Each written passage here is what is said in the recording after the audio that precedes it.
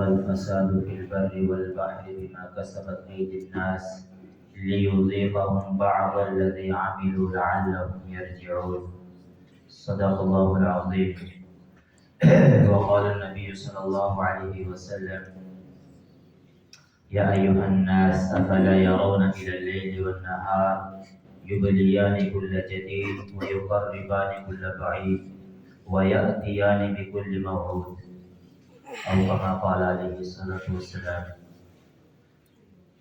محترم حضرات، سامعین کرام، اللہ رب العزت کا بے پناہ کرم اور احسان ہے کہ اللہ رب العزت نے سب سے بہترین مخلوق نوع انسانیت میں ہم کو پیدا کیا. اور میں اکثر بارہا بات کے شروع میں یہ بات کا احساس دلاتا ہوں کہ اللہ تعالیٰ نے مختلف قسم کی قومیں پیدا کی اور مختلف قسم کی اشیاء پیدا کی، لیکن سب سے بہترین مخلوق اللہ تعالیٰ نے انسان بنائی. اور اس کی بہتری کو بیان کرنے کے بعد اس کی سب سے کم تری کو بھی بیان کیا، یعنی جس کو علامہ اقبال نے کہا ہے کہ یہ اپنی فطرت میں نہ نوری ہے نہ ناری ہے، یعنی کہ یہ نہ آگ ہے نہ پانی ہے. یہ اپنے آپ کو بلند کرے تو ملائکہ کی صفوں میں شامل کرتا ہے، اور اپنے آپ کو پست کرے تو جانوروں سے زیادہ بدتر ہو جاتا ہے. اسی کو قرآن کریم کی دونوں سیم ایک آیت میں لَقَدْ خَلَقْنَا الْإِنسَانَ فِي أَحْسَنِ تَقْوِيمٍ، پھر آگے والے آیت میں ثُمَّ رَدَدْنَاهُ أَسْفَلَ سَافِلِينَ، یعنی کہ اللہ تعالیٰ کہتے ہیں کہ انسان کو میں نے سب سے بہترین مخلوق بنایا، اتنی بہترین بنایا کہ دیکھنے کے اعتبار سے بھی شکل و صورت اس کی نایاب ہے.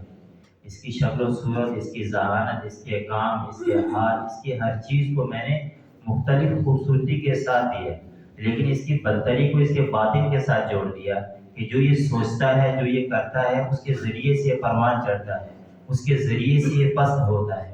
تو اللہ تعالیٰ نے پھر زمین کا نظام بھی اس کے باطن کے حساب سے رکھا ہے، اس کے ظاہر اور اس کی جسامت کے حساب سے.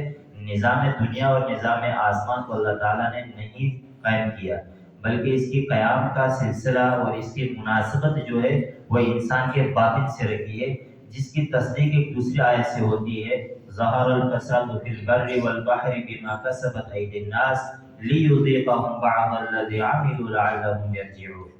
اللہ تعالیٰ کہتے ہیں کہ زمین اور آسمان کا نظام جو میں نے بنایا ہے، اس میں اگر خرابی آتی ہے، اس میں تبدیلی آتی ہے، تو وہ جانوروں اور شیر اور چیتے اور بکری اور بھیڑ کی وجہ سے، ان کی حرکتوں کی وجہ سے نہیں آتی، بلکہ اسی انسان کے اعمال کی مناسبت سے یہ حرکت وجود میں آتی ہے.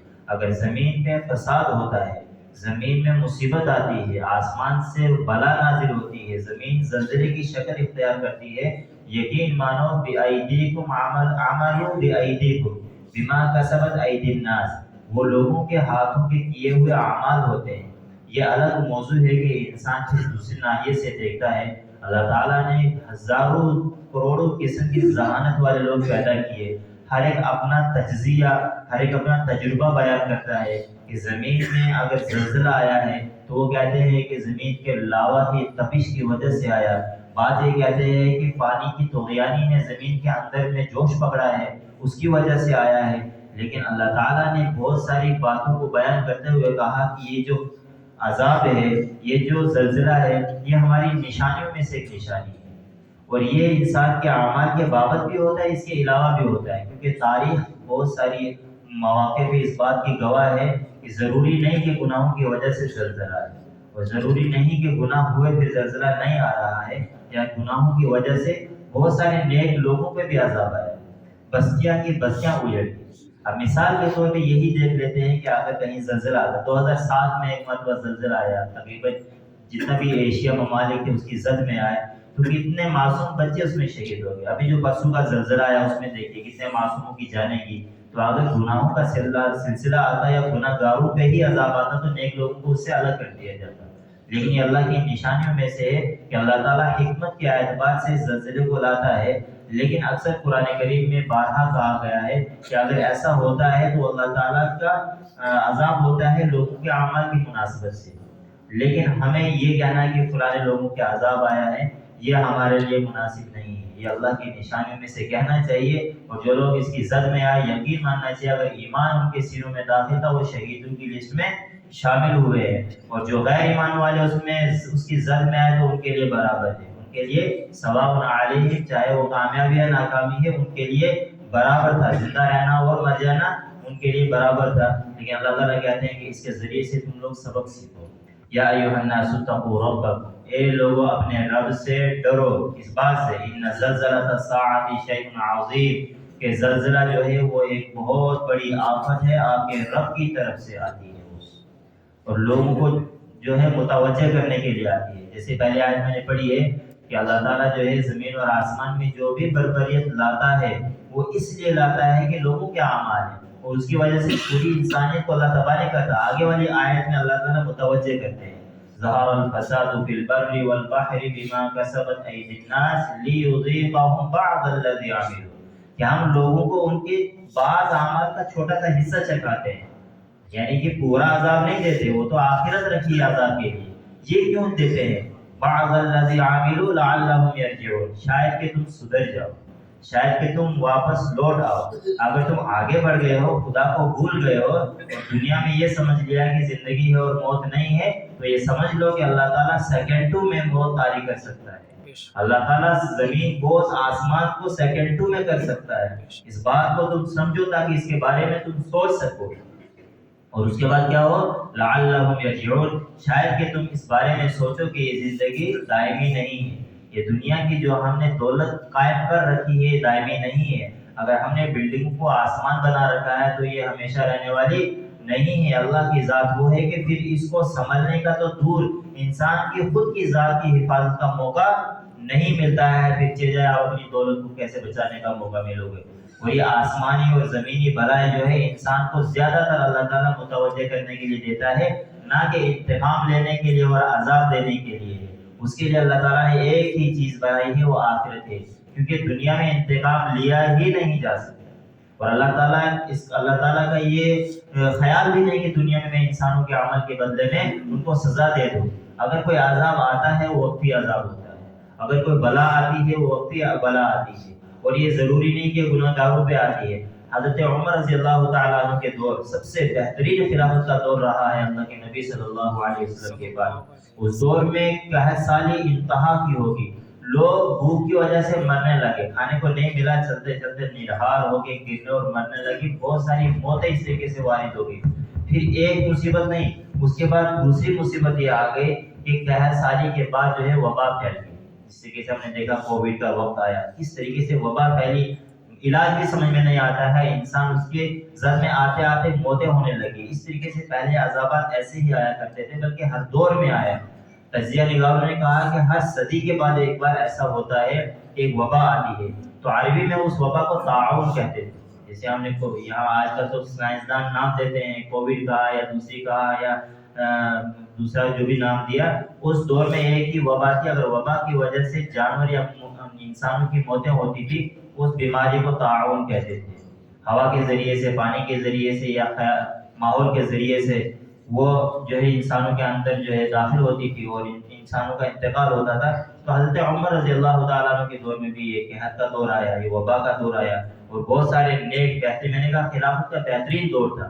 جب اس میں یہ موتیں ہوئی اور نیک لوگوں کی موتیں ہوئی تو معلوم ہوتا ہے کہ یہ عذاب صرف گنہگاروں پہ نہیں آتا، یہ اللہ کی طرف سے جھنجھوڑ آتی ہے اور سب کے لیے آتی ہے، تاکہ سب لوگ اس سے سبق سیکھیں، لعلہم یرجعون۔ اس میں بھی اللہ تعالیٰ اس آیت میں فرماتے ہیں کہ ڈرو اللہ سے تاکہ تم اپنا مقصد میں جو ہے دھیان دو اور تو اپنے مقصد کی طرف لوٹو کہ اللہ تعالیٰ نے مختصر وقت کے لیے بھیجا ہے۔ بہت ساری قومیں جو ہے آئی، اللہ تعالیٰ نے ان کو اتنی لمبی عمریں دی کہ وہ اپنی موت ہی بھول گئے، ان کے لیے موت ایک عجیب واقعہ ہو جاتا تھا، یعنی ہزار سال ان کی زندگی ہے۔ قوم عاد، قوم سمود، جس کا میں نے پچھلے جمعہ میں ذکر کیا تھا، ان کو اللہ تعالیٰ نے زندگیاں بھی ایسی دی تھی، 9 سال، ایک ہزار سال ان کی عمر ہوتی تھی، تو ان کے یہاں موتیں نایاب ہوتی تھی، کسی کے یہاں موت ہوتی تھی لوگ دیکھنے جاتے تھے کہ موت کیسے آ گئی، اور خود کا ان کا خیال ایسا آ جاتا تھا کہ ہمیں تو موت ہی نہیں آنی ہے، ہمیں تو اتنے لمبے ہو گئے، ہماری عمریں اتنی ہو گئی، ہمارے یہاں تو مرتا ہی نہیں ہے۔ تو ان کا وہم، ان کا خیال یہ ہو گیا تھا کہ ہمیں مرنا نہیں ہے۔ لیکن اللہ تعالیٰ کبھی کبھی پھر عذاب بھیج کے دکھاتا تھا کہ انسان مرنے میں وقت نہیں لگتا ہے انسان کو، اور تم اس بات کو بولو نہیں کہ تمہیں اپنے رب کی طرف نہیں لوٹنا ہے، ہر ایک کو لوٹنا ہے۔ ان زلزلۃ الساعۃ شیء عظیم، کہ زلزلہ جو ہے خطرناک اللہ کی طرف سے ایک علامت ہے، ایک عذاب ہے، اور شدید عذاب ہے۔ کیسا عذاب ہے؟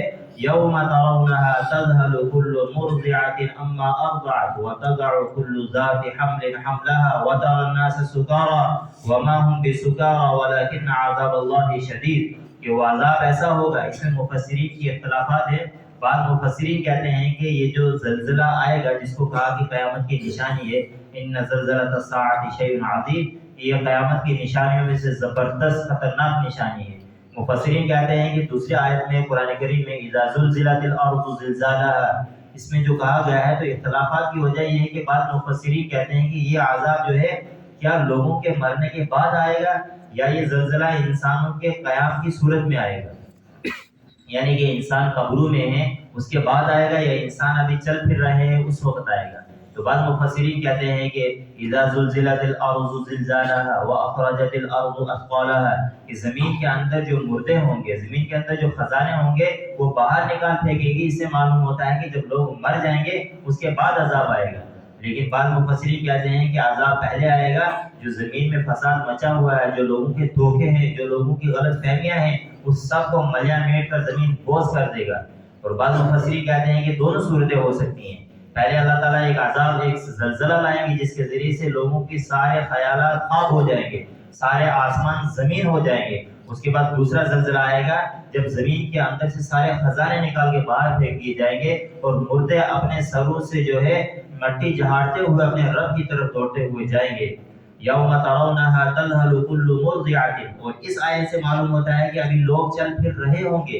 اس کی وجہ سے کہا کہ جب یہ عذاب آئے گا، جب یہ قیامت کا زلزلہ آئے گا، تو عورت اپنے دودھ پیتے بچے کو ہاتھ سے پھینک دے گی۔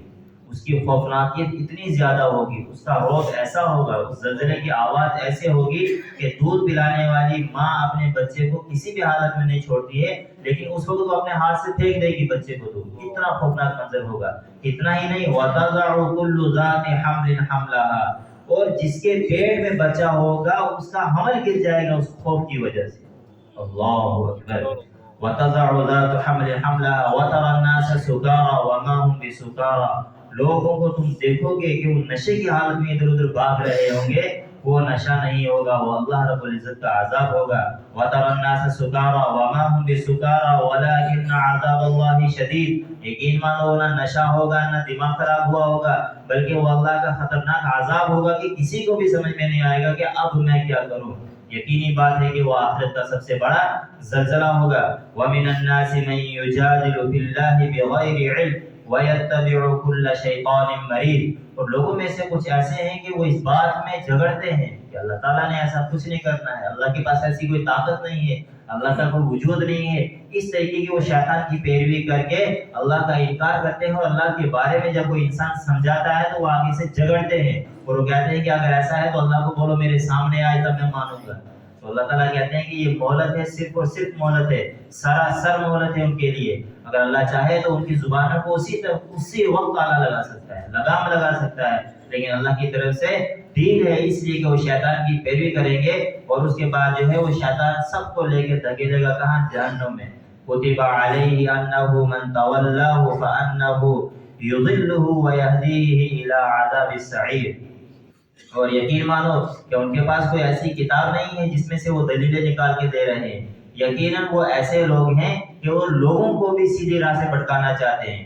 فَأَنَّهُ يُضِلُّهُ وَيَهْدِيهِ إِلَىٰ عَذَابِ السَّعِيرِ، کہ وہ لوگوں کو سیدھے راستے سے بھٹک کر الٹے راستے کی طرف ڈالنا چاہتے ہیں، تاکہ ان کے ذہن سے خدا کا خیال ہی نکل جائے، آخرت کا گمان ہی غائب ہو جائے۔ اور یقین مانو ایسے لوگوں کے لیے اللہ تعالیٰ نے دردناک عذاب تیار کر کے رکھا ہے۔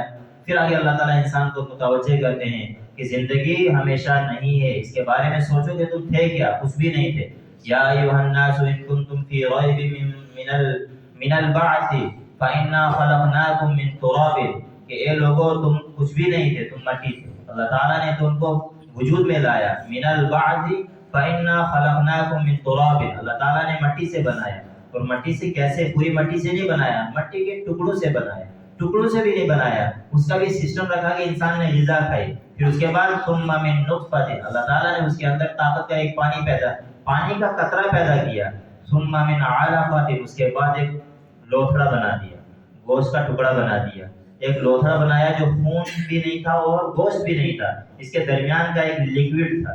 پانی کے بعد اللہ تعالیٰ نے علقہ ایک لیکوڈ بنا دیا، ثم من مضغہ، پھر اس لیکوڈ کو کچھ دنوں کے بعد گوشت کے لوتھڑے میں تبدیل کر دیا، مخلقۃ و غیر مخلقۃ، کچھ کو صورت دی اور کچھ کو صورت بھی نہیں دی، لنبین لکم، تاکہ تمہارے اوپر ہم اپنی دلیل قائم کر سکیں، وَنُقِرُّ فِي الْأَرْحَامِ مَا نَشَاءُ، اور اس کے بعد ہم نے ماں کے مادر شکن میں ہم نے قرار دیا، یعنی کہ ٹھہرایا ایک وقت کے لیے، اس پانی کو ٹھہرایا، اس گوشت کو ٹھہرایا تاکہ ہم اپنی دلیلیں پوری کر سکیں۔ اس کے بعد ہم نے الی اجل مسمى ثم نخرجكم طفلا، پھر ایک مدت ٹھہرا کے ہم نے جو ہے ایک بچے کی شکل میں دنیا میں لایا۔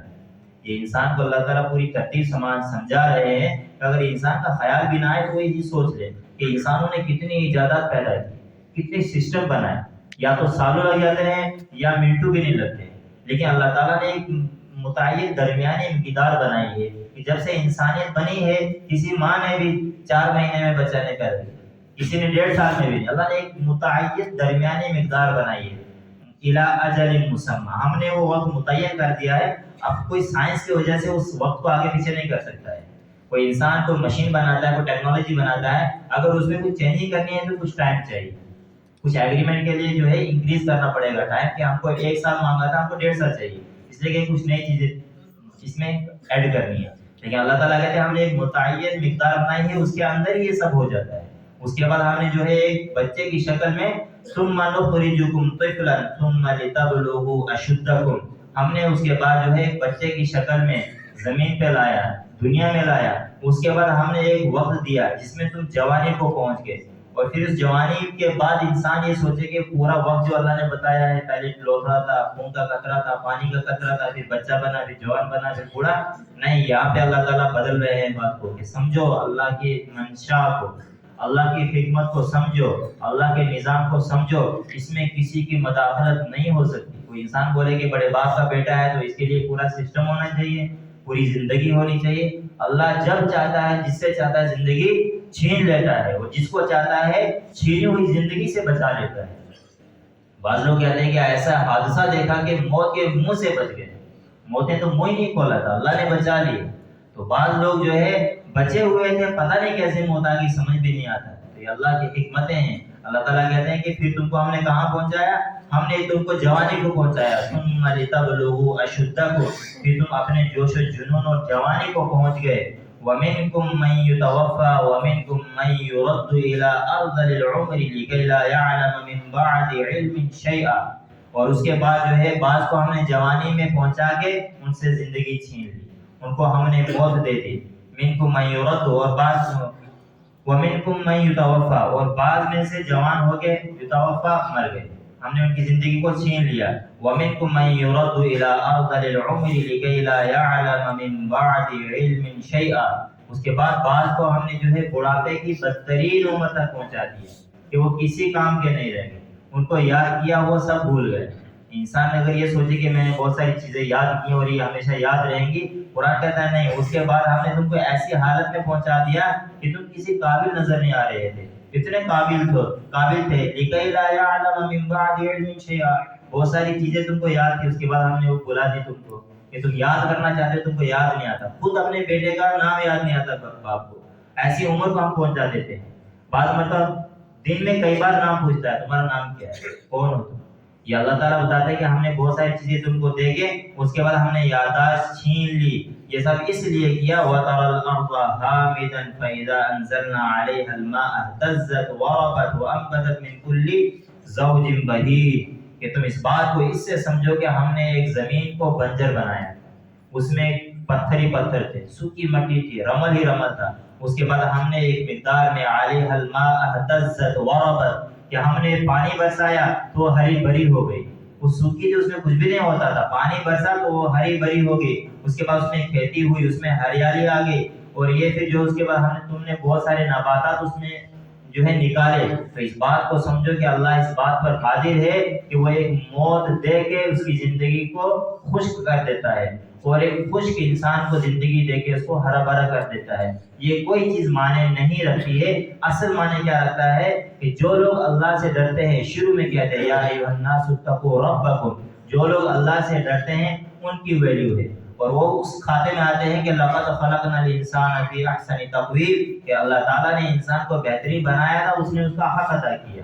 اور جس نے اس بات کو نہیں سمجھا اس نے اللہ تعالیٰ کا بنایا ہوا بہترین نظام کو بگاڑ کے رکھ دیا.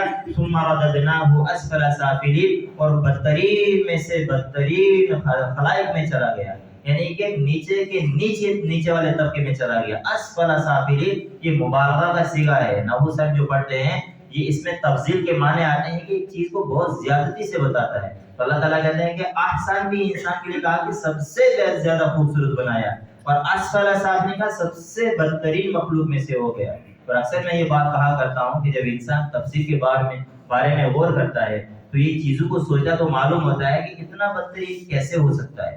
اللہ تعالیٰ انسان کو جو ہے ساری مخلوقوں کو قیامت کے دن پیدا کریں گے.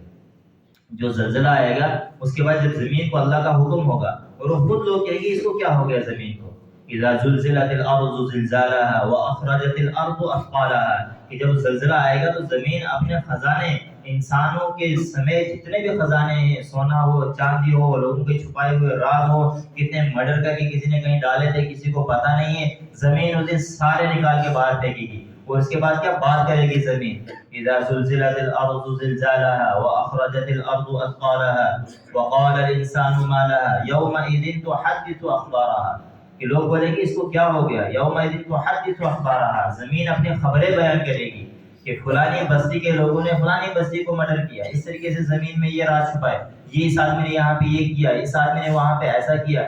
زمین خبریں بیان کرے گی اور اس کے بعد جو ہے سارا نظام جو ہے وہ اللہ کی طرف لوٹے گا. لیکن سب سے بڑی بات میں یہ کہہ رہا ہوں کہ انسان بہترین خلائق میں کیوں چلا جائے گا؟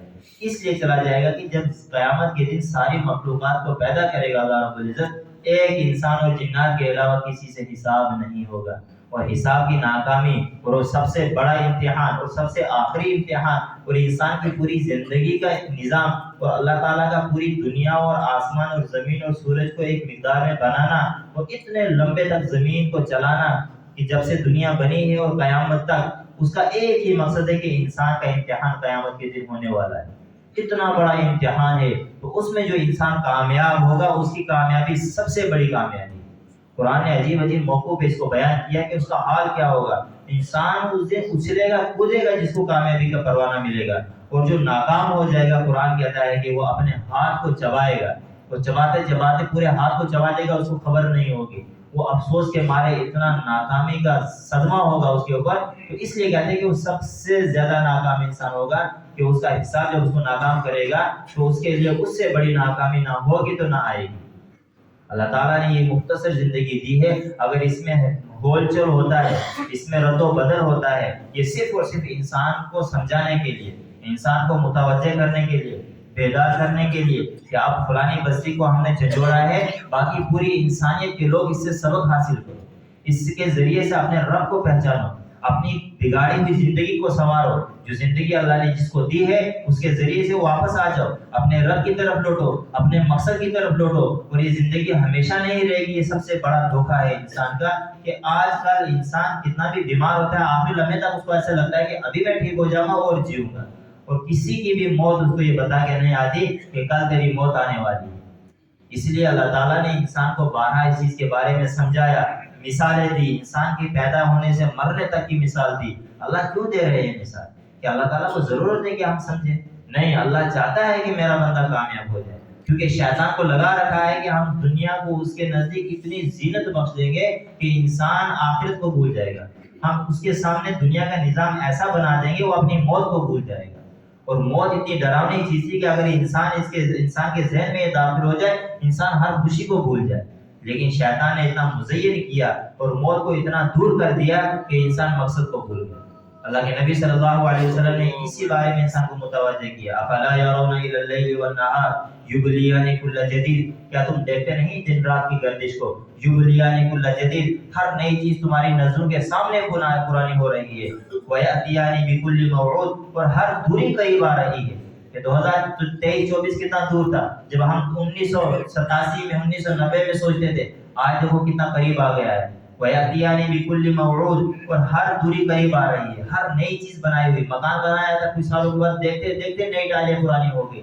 یہ نشانی ہے کہ ایک دن قیامت جو ہم کو بہت دور دکھتی ہے تمہارے سر پہ آگے کھڑی ہو جائے گی. وَيَأْتِيَانِ بِكُلِّ مَوْعُودٍ, یہاں تک کہ اللہ کا کیا ہوا وعدہ قیامت کا دن تمہاری آنکھوں کے سامنے آ جائے گا. اس کے بعد نہ موقع ملے گا تیاری کا, نہ اس کے بعد مہلت ملے گی مانگنے کی, نہ رونے کا فائدہ آئے گا. اس دن انسان جب کہے گا نا یا ربی ہم نے سب دیکھ لیا, وَلَوْ تَرَىٰ إِذِ الْمُجْرِمُونَ نَاكِسُو رُءُوسِهِمْ عِندَ رَبِّهِمْ رَبَّنَا أَبْصَرْنَا وَسَمِعْنَا فَارْجِعْنَا نَعْمَلْ صَالِحًا إِنَّا مُوقِنُونَ. جب ظالم لوگ دیکھ لیں گے قیامت کو, اللہ کے نظام کو, اللہ کی قدرت کو, اس دن کہیں گے ربنا ابصرنا, اے اللہ ہم نے جہنم کو دیکھ لیا, اے اللہ ہم نے جنت کو دیکھ لیا. ربنا ابصرنا وسمعنا, سن بھی لیا. فرجعنا نعمل صالحا انا موقنون, اب ہم کو تھوڑے سے لمحے کے لیے زندگی دے دے, دوبارہ سے دنیا دے دے, تھوڑی سی چاہیے, زیادہ نہیں چاہیے. اب ہمیں 60 سال نہیں چاہیے, ہم کو 1 سال بھی نہیں چاہیے, ہم کو 1 ہفتہ ہی دے دو, 1 ہفتہ نہیں 1 دن دے دو, ہم پوری زندگی کا حق ادا کر کے دکھائیں گے. لیکن اللہ کہتے ہیں کہ اب وہ وقت نہیں رہا.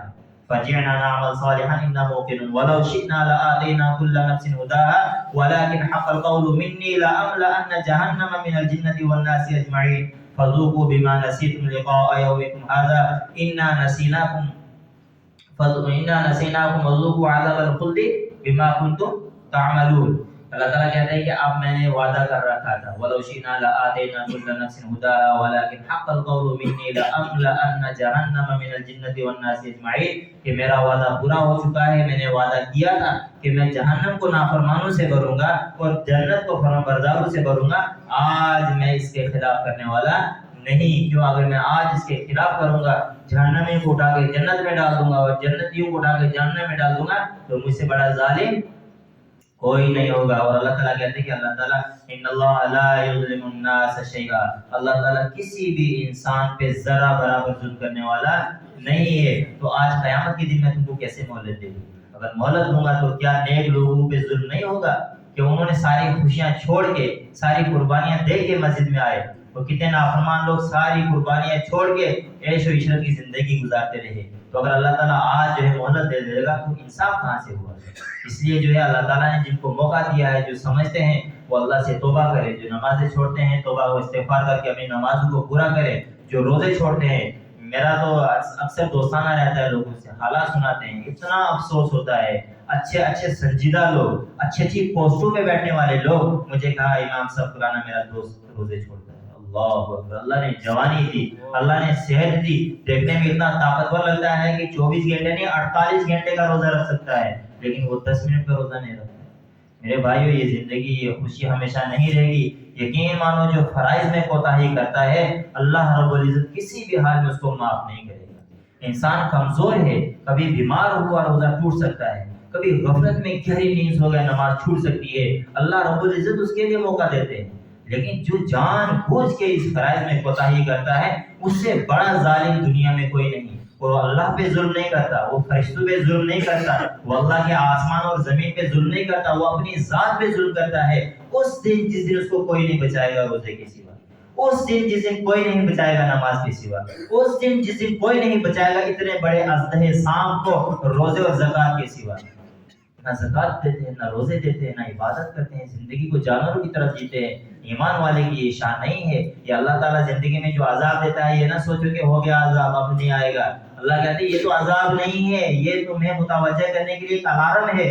جو الارم بجتا ہے کہ سنبھل جاؤ, سنبھل جاؤ, اگر تم گندی زندگی میں ہو باہر آ جاؤ, اگر تم آگ میں گرے ہو تو پانی پہ آ جاؤ, اگر تم پانی میں ڈوب رہے ہو تو خشکی میں آ جاؤ. جیسے ایک الارم بجتا ہے کہ اس بلڈنگ میں آگ لگی ہے تو باہر نکلو اگر بچنا ہے.